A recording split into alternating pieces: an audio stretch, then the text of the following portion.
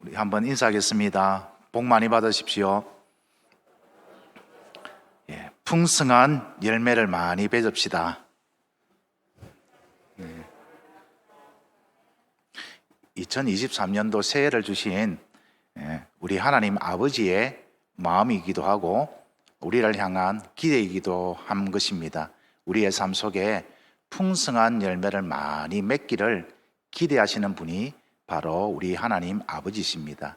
풍성한 열매를 많이 맺는다라는 의미는 두 가지일 것입니다. 하나님이 기대하시는 삶의 모습으로 살아가는 것과 또 우리가 하나님이 주시는 은혜 가운데 풍요한 삶을 누리고 사는 것, 이것이 바로 풍성한 열매를 맺는다라는 그런 의미일 것입니다. 오늘은 특별히 주님께서 제자들과 함께 만찬을 그렇게 하시면서 농부에 대한 그런 비유를 들어서 제자들을 향한 하나님 아버지의 마음이 어떠한지를 전하고자 합니다.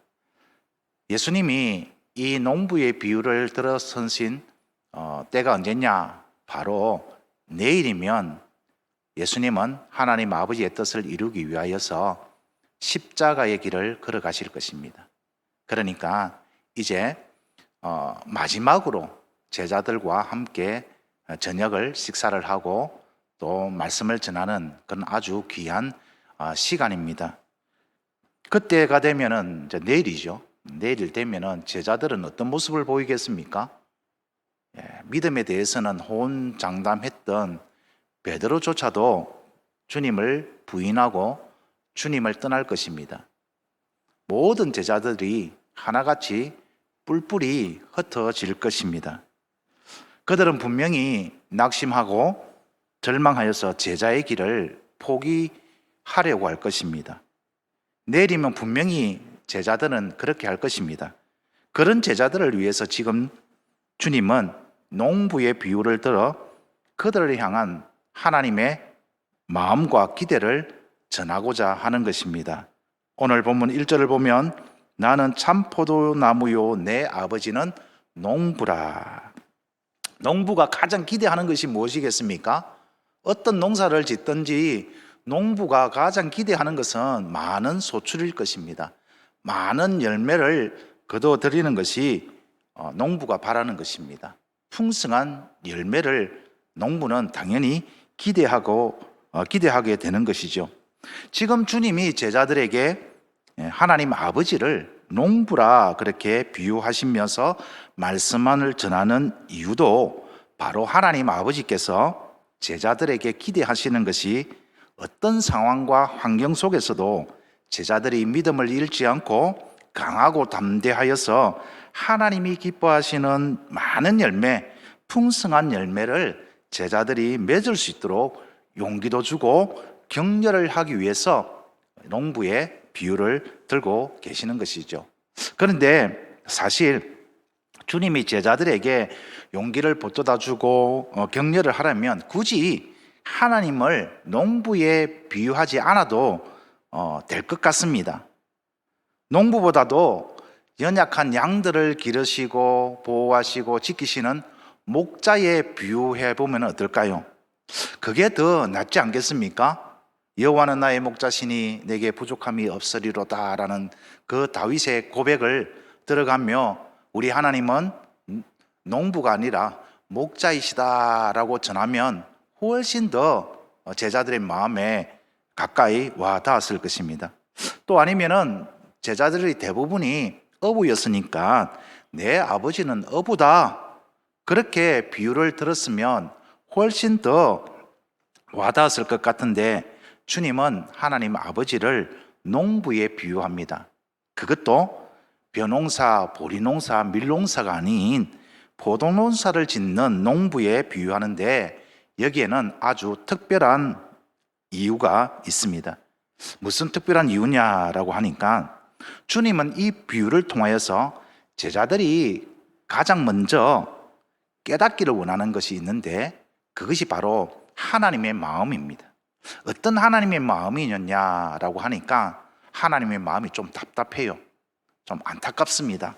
왜 그런가라고 하니까 하나님이 이렇게 주님이 이 비유를 통해서 그런 하나님의 답답하고 안타까운 심정을 제자들로 하여금 깨닫게 하고자 하는 그 이유에는 바로 구약 시대에 이스라엘 백성들과 관련이 있기 때문에 그렇습니다. 과거 구약 시대의 이스라엘 백성들은 어땠느냐 하니까 하나님의 기대를 저버리고 하나님의 마음을 아프게 했었죠.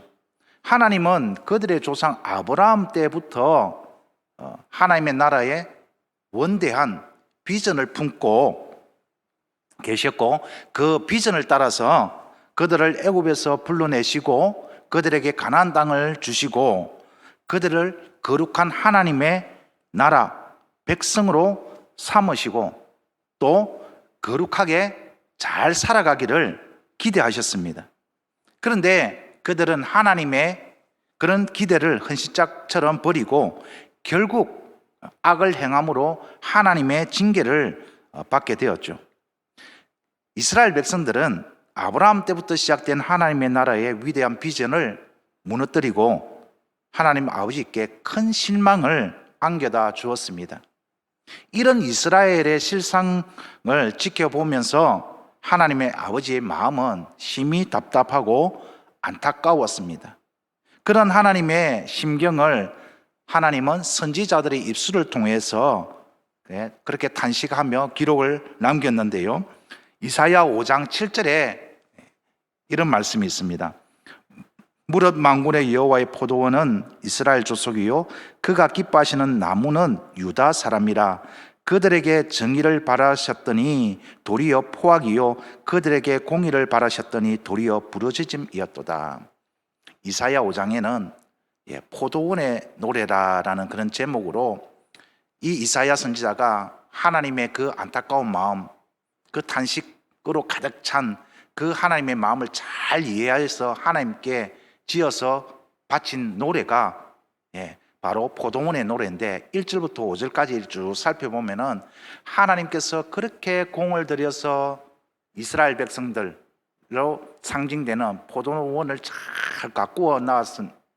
가꾸어서 극상품의 포도나무도 심고 정말 훌륭한 좋은 열매를 맺기를 기대하셨는데 어땠다는 것입니까?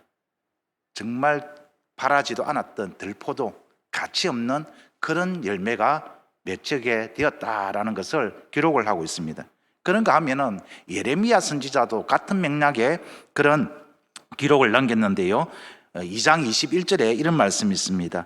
내가 너를 순전한 참 종자 곧 귀한 포도나무를 심었거늘 내게 대하여 이방 포도나무의 악한 가지가 되면 어찌 됨이냐, 그렇게 탄식을 기록하고 있고요. 호세아 선지자도 마찬가지입니다. 이스라엘은 열매 맺는 무성한 포도나무라 그 열매가 많을수록 재단을 많게 하며 그 땅이 번영할수록 주상을 아름답게 하노다. 하나님께서 주시는 풍요, 하나님이 주시는 그 은혜임에도 불구하고 이 이스라엘 백성들은 이방 나라 사람들과 똑같이 하나님을 섬기기보다는 우상을 섬기고 하나님을 배반하고 하나님을 떠나는 그런 악행을 벌였던 것이죠. 그런 구약 시대에 이스라엘 백성들은 그만큼 하나님 아버지의 마음을 아프게 했고 하나님의 기대를 저버리는 그런 삶을 살았는데 너희는 어떻게 해야 된다?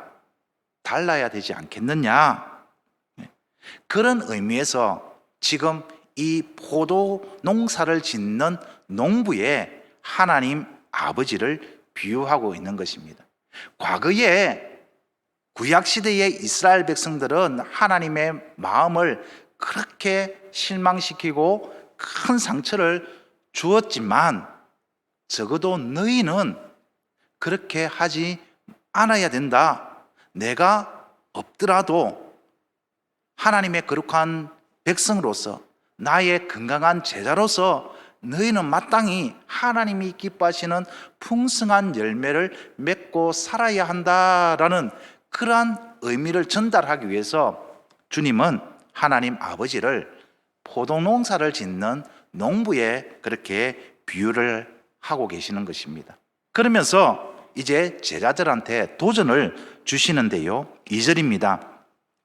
물은 내게 붙어 있어 열매를 맺지 아니하는 가지는 아버지께서 그것을 제거해 버리시고 무릇 열매를 맺는 가지는 더 열매를 맺게 하려 하여 그것을 깨끗하게 하시느니라.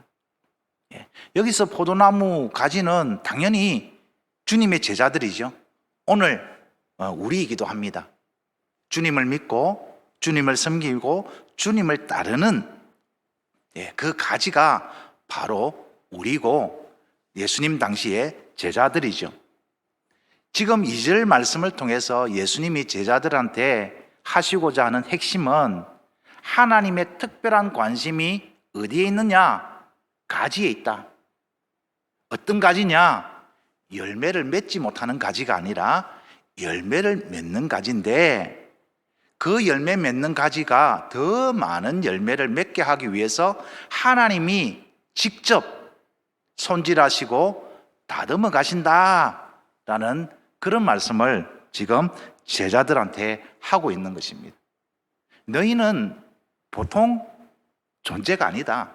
하나님의 특별한 관심과 하나님의 특별한 사랑과 하나님의 특별한 은혜를 받은 존재들이니까 어떻게 하라고요?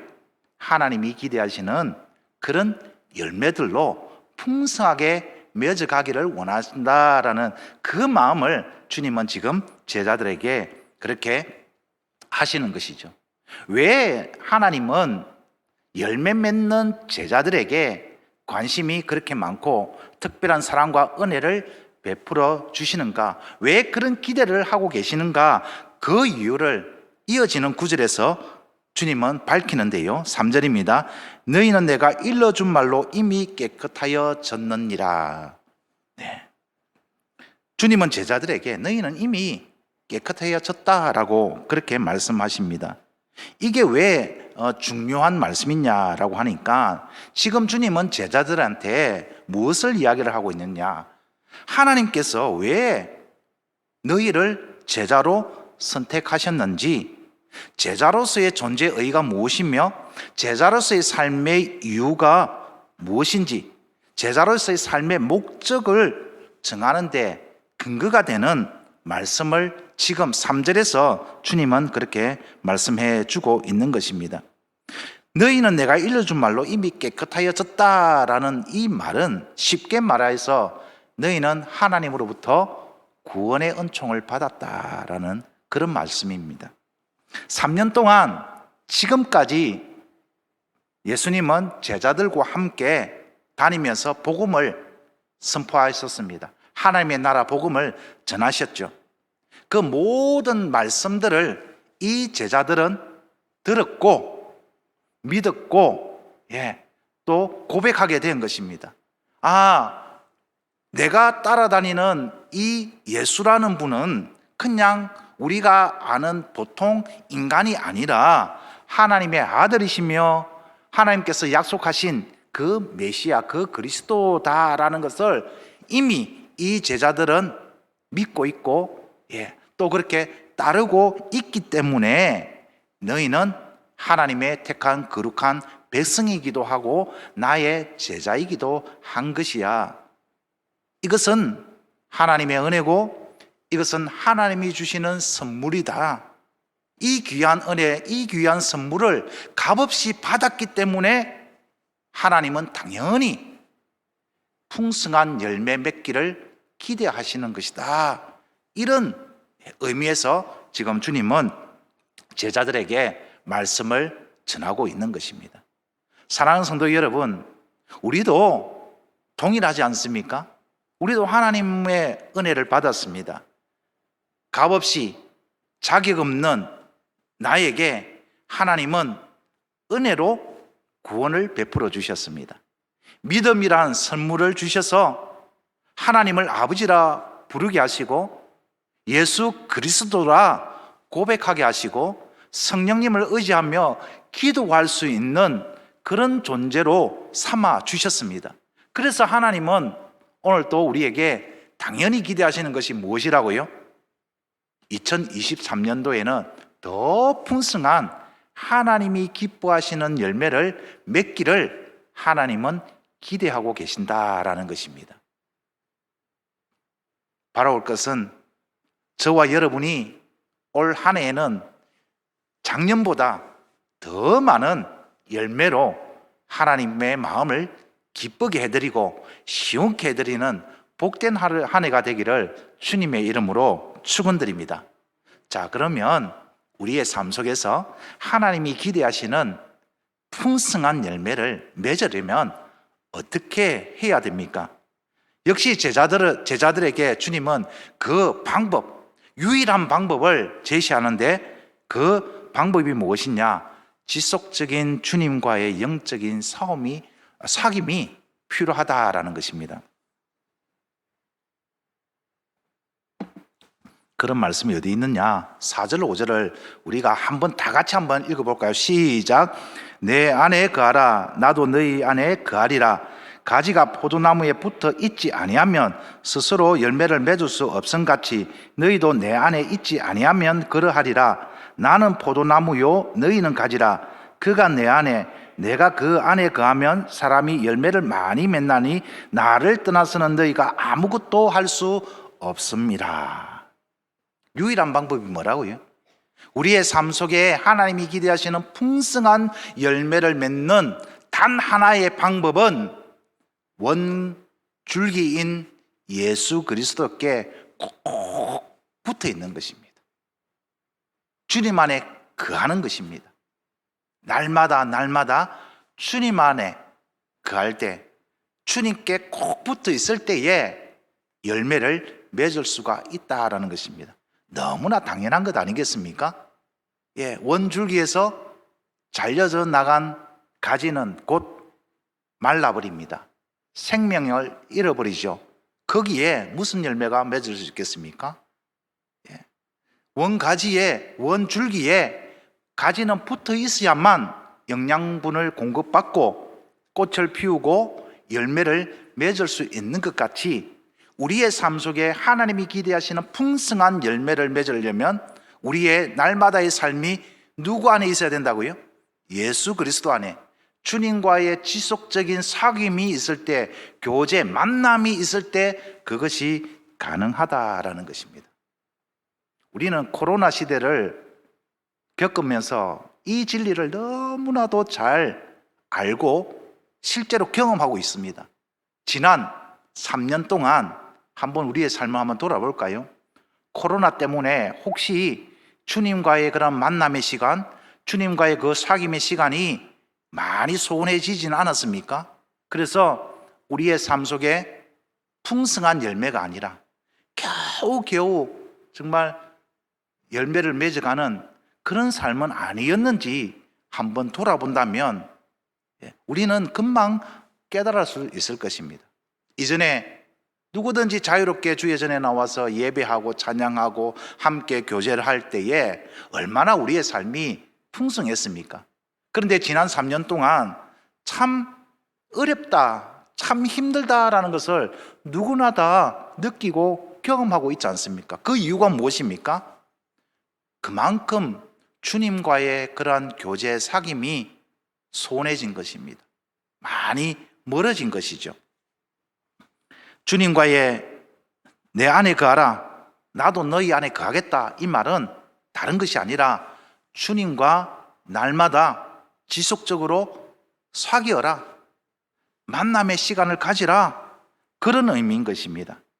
아무리 튼튼한 포도나무 가지라도 줄기에서 잘려나가면 열매를 맺을 수 없는 것처럼 주님과의 관계가 단절되거나 그 사귐이 끊어지면 아무리 내가 제자라고 호언장담하더라도 그 제자는 하나님이 기대하시는 열매를 맺을 수가 없는 것입니다. 그런 의미에서 오늘 저는 오늘 주님이 주신 이 방법을 가지고 어떻게 하면 주님과 영적인 사귐을 유지해야 할 것인가, 우리가 지금 회복해야 할 두 가지가 무엇인가 라는 부분을 가지고 여러분과 은혜를 나누고 기도하기를 원합니다. 첫 번째, 우리가 회복되어야 할 것, 주님과의 그런 영적인 사귐을 지속하기 위해서 반드시 회복되어야 할 것 두 가지가 있는데, 그 첫 번째가 무엇이냐라고 하니까 예배의 회복입니다. 예배란, 저는 이렇게 정의를 하고 싶습니다. 예배란 주님과의 만남이다. 동의하십니까, 여러분? 예배가 무엇입니까? 주님을 만나는 시간이고 주님과 교제하는 시간이고, 그래서 주님을 찬양하고 주님께 영광을 올려드리고, 또 주님의 말씀을 듣고 또 마음의 믿음으로 결단을 하고 또 새롭게 시작하는 그러한 시간이 이 예배의 시간인 것입니다. 그래서 반드시 우리가 회복되어야 할 것은 예배인데, 이 예배에게는 크게 두 가지로 우리가 분류를 하죠. 보통 첫 번째가 무엇이냐? 공적인 예배입니다. 공적인 예배, 주일 하나님께서 우리에게 특별한 시간을 허락하시고 특별한 장소를 허락하셔서 하나님이 계시고 거기에 오는 누구든지 만나 주시겠다 약속하신 약속의 장소, 약속의 시간이 바로 공적인 예배입니다. 이 예배가 온전히 회복되기를 소원합니다. 빈자리가 많이 생겼습니다. 코로나 때문에, 여러 가지 환경과 여건 때문에 주님과의 이 만남의 시간을 갖지 못하는 성도들이 참 많이 생겼습니다. 이것이 회복되어야 되지 않겠습니까? 다양한 만남이 있을 수 있습니다. 우리가 생활하는 가운데 어떤 사람과의 만남을 우리 한번 떠올려 보면은 전화로도 만날 수가 있습니다. 그렇죠?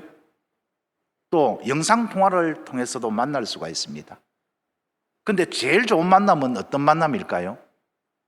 직접 만나서 직접 대화하고 직접 시간을 보내는 것만큼 좋은 만남은 없을 것입니다. 가장 친밀한 관계를 형성하고 가장 가까워지는 만남은 바로 서로 얼굴을 맞대고 보면서 교제를 하는 것, 그것이 가장 좋은 만남이겠죠. 그래서 우리가 3년 동안 이렇게 돌아보니까 하나님을 만나는 방법, 다양한 방법이 있었습니다. 그죠? 어떨 때는 전부 다 이 성전에 나오지 못하고 온라인으로 만남의 시간을 갖기도 했고, 조금씩 이제 여건이 나아져서 온라인으로 예배 드리기도 하지만 더 많은 성도들이 이곳 성전에 나와서 예배를 드리기도 합니다. 여러분, 어떤 게 더 나을던가요? 솔직히 한번 말씀해 보십시오. 집에서 온라인으로 예배 드리는 게 낫던가요? 아니면 이 성전에 나와서 직접 하나님의 말씀을 듣고 찬양하고 서로 또 성도들과 교제하면서 인사하면서 그렇게 보내는 그런 시간이 좋던가요? 어떤 만남이든 여러분이 좋고 하나님이 좋으시다면 저는 그 만남이 최고라고 생각합니다. 온라인이든 성전에 나와서 예배를 드리든. 왜냐? 하나님은 우리의 중심을 보시는 분이십니다. 어디에 있든지 무엇을 하든지 하나님은 우리의 중심을 보시지 우리의 겉모습을 보시는 분이 아니십니다. 그래서 예수님이 이 성전을 두고 예배의 갈급함을 가졌던 한 여인의 고민에 대해서 이렇게 말씀을 하셨죠. 요한복음 4장 23절입니다. 아버지께 참되게 예배하는 자들은 영과 진리로 예배할 때가 오나니 곧 이때라. 아버지께서는 자기에게 이렇게 예배하는 자들을 찾으시느니라. 영과 진리로, 옛날에는 신령과 진정으로, 오늘날 말하면 마음을 다하고 뜻을 다하고 목숨을 다하고 힘을 다하여서 하나님을 사랑하는 마음으로 예배하는 자를 하나님은 찾고 계시다라는 것입니다. 근데 솔직히 말하면 저 같은 경우에는 성전에 나와서 힘껏 찬양하고 성전에 나와서 마음껏 기도하고 성전에 나와서 함께 예배하는 이 시간이 더 좋았습니다. 여러분은 어떨지 모르지만 저의 경우는 그랬습니다. 그래서 이왕이면 많은 성도들이 나와서 함께 예배하는 이러한 예배가 회복되면 얼마나 좋을까요? 그래서 올해는 특별히 기획한 예배가 있습니다. 그 예배가 무엇이죠? 온 세대가 함께하는 예배, 1, 2부 온 성도들이 함께하는 예배를 우리가 딱 준비하고 있습니다. 그래서 부활주일, 또 어린이주일, 또 우리 교회 설립 기념주일, 또 추수감사주일, 성탄 감사예배, 송구 영신예배는 온 성도가 한 자리에 모여서 한 마음으로 하나님께 예배를 드릴 것입니다. 지난 성탄절 때 여러분 혹시 느끼셨습니까? 이 성전이 가득 차서 예배를 드리는 것, 저는 참 행복했습니다. 저도 행복했다면 우리 하나님 아버지의 마음은 얼마나 더 행복했겠습니까? 그래서 공적인 예배가 회복되었으면 좋겠습니다. 뿐만 아니라 온 세대가 함께 한번 열심히 하나님을 찬양하고 뜨겁게 기도하고 서로 한번 축복하는 그런 은혜의 시간을 만들어 보자 라고 해서 3, 6, 9, 12 한 달에 한 번 오후 찬양 예배는 특별하게 온 세대가 함께 드리는 찬양 예배로 드릴 것입니다. 이때는 아주 다양한 방법으로 그런 형식으로 하나님께 예배를 드리기를 원하는데요. 좋은 그런 아이디어가 있으면은 언제든지 한번 알려주시면 감사하겠습니다. 이런 예배 다른 교회에서는 참 보기 좋던데 우리도 그렇게 한번 했으면 좋겠습니다라는 그런 의견도 좋고요. 여러분이 평소에 느꼈던 이런 예배가 되었으면 좋겠다라는 그런 소망이 있었다면 그런 것을 이야기를 해주셔도 좋습니다. 그래서 정말 우리가 이 공적 예배가 얼마나 소중하고 귀한지 우리만 알 뿐만 아니라 우리의 다음 세대들도 경험하여서 날마다 이 성전이 차고 넘치는 그런 은혜가 있기를 소망합니다. 공적인 예배가 회복되게 할 것입니다. 두 번째 예배는 어떤 예배일까요? 삶의 예배입니다. 이 삶의 예배에 대해서는 우리가 이미 잘 알고 있죠. 그래서 오늘 이 말씀으로 다시 한번 우리의 마음에 새기기를 소망합니다. 로마서 12장 1절 우리 다 같이 한번 읽어볼까요? 시작.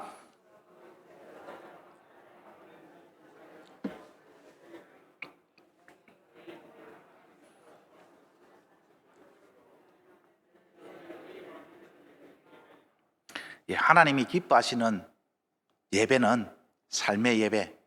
하나님은 언제 어디서나 우리와 함께 하시는 분이십니다. 그 하나님과 만나는 게 예배고 그 하나님 앞에서 생각하고 행동하고 하는 모든 것이 우리의 삶 자체가 예배다라는 것을 마음에 새기고 그렇게 살아갈 때 하나님은 우리에게 예배를 기뻐 받아주시고 우리가 마땅히 드려야 할 그러한 예배다라는 것입니다. 예배가 회복되기를 간절히 소망합니다. 말씀의 은혜가 있고 서로 교제가 있는 그런 은혜가 회복되어서 정말 주일이 기다려지고 수요 기도회가 기다려지고 모든 이 공식적인 예배뿐만 아니라 모든 기도회, 내일 또 찬양 집회 있지 않습니까? 빨리 찬양 집회가 왔으면 좋겠다라는 그런 기대하는 그런 마음으로 기다려지는 그런 예배의 회복이 있을 때에 우리는 주님과의 그런 사귐을 지속적으로 유지할 수가 있을 것입니다. 두 번째는 교회 공동체 의식의 회복입니다. 교회 공동체 의식의 회복. 이게 참 필요한 것 같습니다.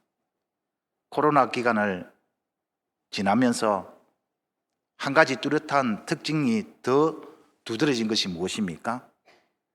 개인주의. 자기 혼자 살아가는 그런 자기 중심적인 사고가 더 많이 생기신 것 같습니다. 공동체 의식, 교회는 한 몸이다라는 이 의식이 회복되어야만 주님과의 그런 지속적인 사귐을 유지할 수 있는 것입니다. 왜 그러냐 하니까 교회라는 것은 무엇입니까? 주님의 몸된 교회입니다. 에베소서 1장 23절, 교회는 주님의 몸이라고 했습니다. 우리가 서로 소통을 하고 주님과의 영적인 싸움, 사귐은 나 혼자만 있는 게 이루어지는 것이 아니라 교회 모든 성도들이 함께 있어야 하는 것이죠. 그게 건강한 교회고 그게 바람직한 교회의 모습입니다. 주님의 마음이 어떤 마음이냐? 에베소서 2장 22절입니다. 너희도 성령 안에서 하나님이 거하실 처소가 되기 위하여 그리스도 예수 안에서 어떻게 해요? 함께, 혼자 지어지가는 거 아니라는 것입니다. 아이 뭐 불편하게 힘들게 그럴 필요 있냐? 온라인 내 혼자 예배 드려도 되지. 그럴 수도 있습니다. 그런데 하나님이 진짜 원하시는 건 뭐라고요? 함께 지어져 가는 것입니다. 왜 구역 모임을 하라? 왜 소그룹 모임을 하라? 왜 모여라 하는 이유가 무엇이겠습니까? 하나님과 주님과 지속적인 영적인 사귐을 그런 모임을 통해서 한번 경험하라는 것입니다. 그리고 풍성한 열매를 삶 속에서 맺어가라는 것입니다. 하나님께 드리는 열매도 있지만 내가 먹고 누리는 열매도 있댔죠, 그죠? 그것을 어떻게 경험할 수 있다고요?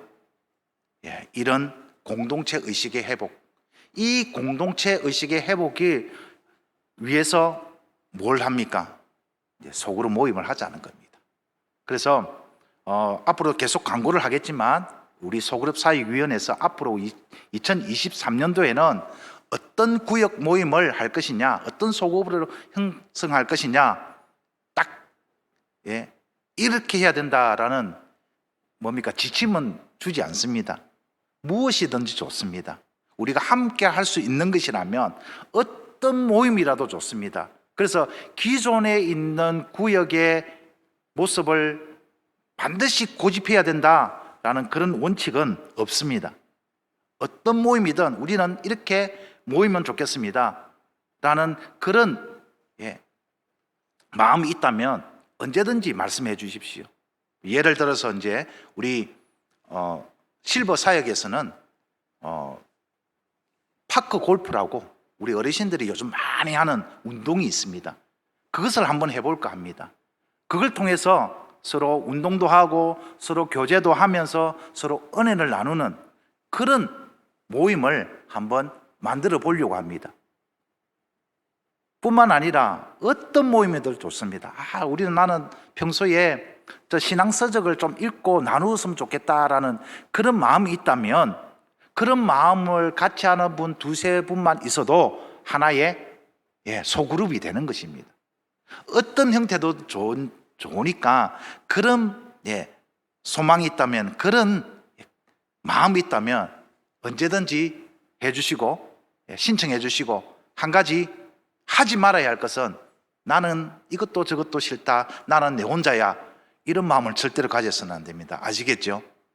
왜? 주님과 지속적인 영적인 사귐을 통해서 우리의 삶에 풍성한 열매를 기대하시는 분이 바로 하나님 아버지시고, 그 하나님 아버지께서 우리에게 주신 지혜와 그런 방법을 제시하는 것들이 바로 이 교회 공동체 의식의 회복을 위한 그런 모임들을 하나님께서 원하시기 때문에 그렇습니다. 이제 말씀을 정리하겠습니다. 하나님께서 새해를 주셨습니다. 이 새해 동안에도 하나님은 여전히 우리의 삶에 풍성한 열매가 있기를 소망합니다. 기대하십니다. 하나님께 드릴 귀한 열매, 풍성한 열매는 앞으로 계속 살펴볼 것인데요, 그러한 열매도 우리가 맺어야 하지만 또 하나님께서 허락하신 풍성한 열매를 우리가 먹고 또 누릴 수 있는 그런 복된 삶이 되기를 소망합니다. 그러기 위해서는 주님과의 끊이지 않는 사귐을 통해서 영적인 영양분을 내가 공급을 받아야 되는데, 그러한 영적 사귐을 위해서 우리가 회복해야 할 두 가지가 뭐라고요? 예배의 회복, 공적인 예배의 회복, 삶의 예배의 회복뿐만 아니라 이제 우리 한번 모입시다. 다음 주부터는 이제 점심도 주지 않습니까? 집에 횡하게 가지 말고 점심도 먹고 서로 사귀고 서로 교제하면서 더욱더 풍성한 그런 삶의 열매로 하나님께 영광을 올려드리는 복된 한 해가 되기를 주님의 이름으로 축원드립니다.